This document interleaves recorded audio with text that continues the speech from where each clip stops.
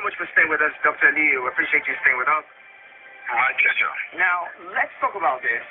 Some people believe that the reason the insecurity has continued to thrive is because the president had selected the service chiefs from the northern region, from his region, and according to them, it's a lopsided. That's been a conversation since the President Muhammadu Buhari administration took over. That the appointments have been lopsided and all, and that's why insecurity is thriving. No, you see, the reality is the President and Commander-in-Chief of Nigeria constitutionally has the power to appoint whoever he wishes from wherever he wishes. Most especially this kind of strategic and sensitive appointment. He needs to appoint people that he feels has the capacity to deliver. He needs to appoint people that he feels will be very, very committed in carrying out the responsibility. He needs to appoint people that he feels will be loyal 100% in ensuring that they did not fail on their assignment. This is on one side. On the other side, you and I and every Nigerian will attest to it that during the time of the first coming of the President Muhammad was to make sure that he got in people that are mostly from the northeast and appoint them into security, leadership of the Nigerian security. First is their own region, it is their own home, their own people personally that are being killed. So they will work assiduously and 24 hours day and night to ensure that the security challenges improve or even bring to an end that security situation we were having as at that time. That's talking about the Boko Haram. I am of the opinion that was why, or that was the wisdom behind the appointment of most of the service chiefs from that angle, from the Babagana himself, the National Security Advisor, to the Chief of Air Staff, the former Chief of Air Staff Sadiq, to former Chief of Army Staff Burutai. They come from Northeast because at that time Northeast was the hottest part of Nigeria in terms of insecurity and the Boko Haram issue. So I am of the opinion that was why he got them, so that they can bring to an end that situation. Now, having done what they did, whether they perform or they have not performed, Nigerians are there to judge. This is why we keep on saying that if you do good, Nigerians will judge. If you do bad, Nigerians are affected in the security challenges.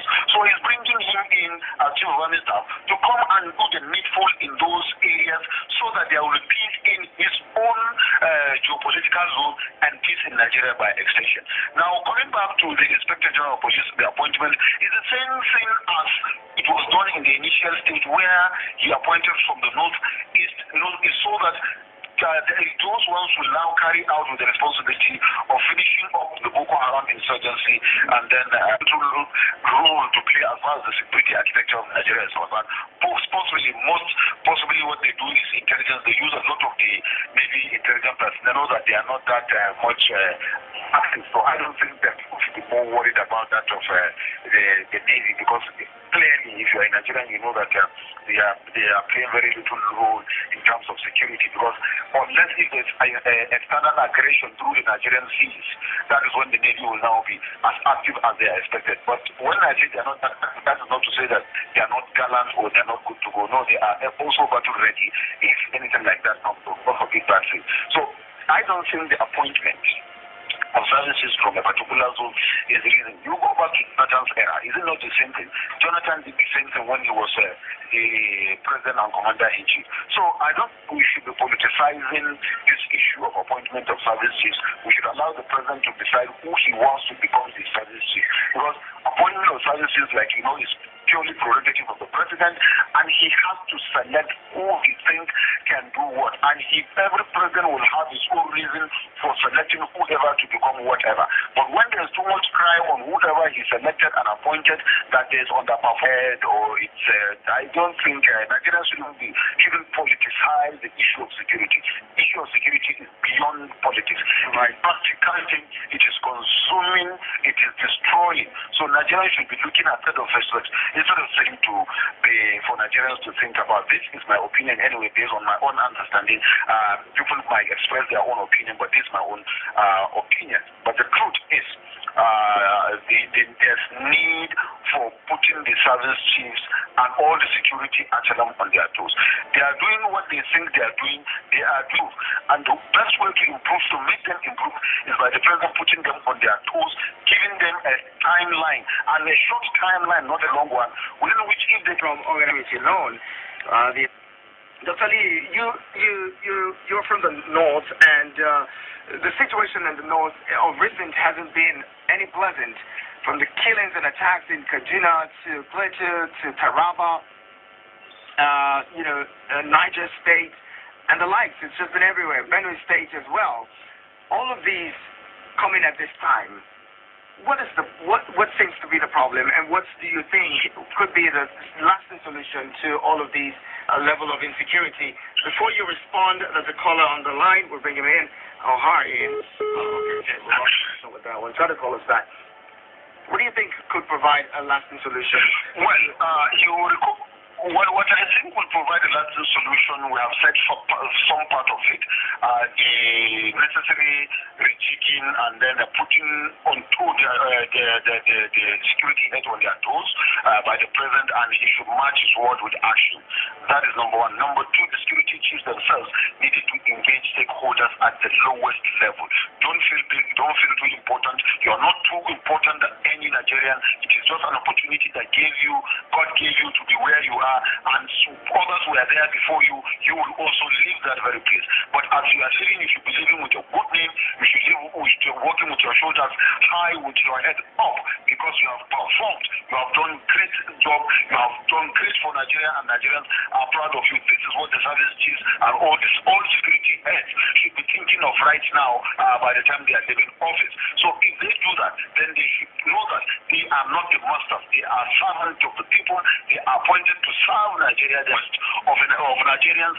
Go down, get ideas, discuss with people. They should come out of their offices. They should begin to engage people, engage stakeholders, ask for advice, ask for way out, and then when they get these advices and way out, they should go back and put it on the table as security heads. Now they fine-tune the advice and suggestions that they get drastic and positive and fast way out of the situation. But when you are in your office thinking you are the flying flag or doing sarin and what have you, and thinking that you are all and all, you are the master of all, you will also fall down one day, because that office has been there before you, that office will still be there after you. Right, and there are others that were in that office before you, the others will still be in that office after you. So but write your name in bold. Dr. Lee, we're closing in 1 minute. I recall the last time you were on the show, speaking of sectionalism, you were resolute on having the next president come from the north. Have you changed that position, looking at the situation as things are playing out now?